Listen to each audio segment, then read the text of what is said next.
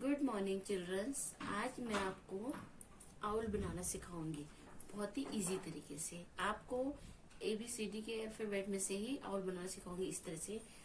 देखो, पहले आपको यू बनाना आता है।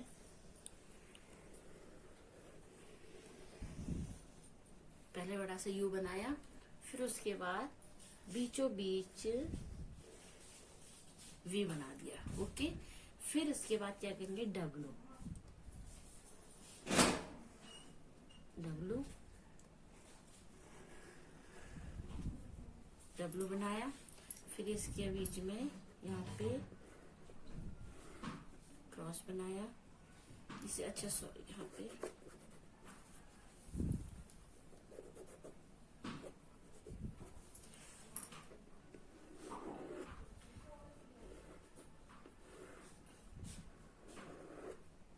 बनाया। ठीक है, फिर इसके इसको थोड़ा सा ऊपर ले गए, तो थोड़ा सा ऊपर ले गए और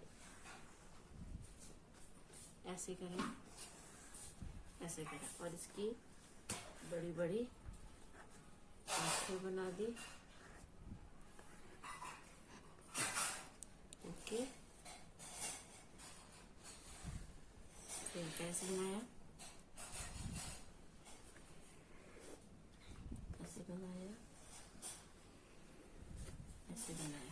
फिर देखो, आउल पेड़ पे बैठता है, तो इस तरह से हमने पेड़ बनाया।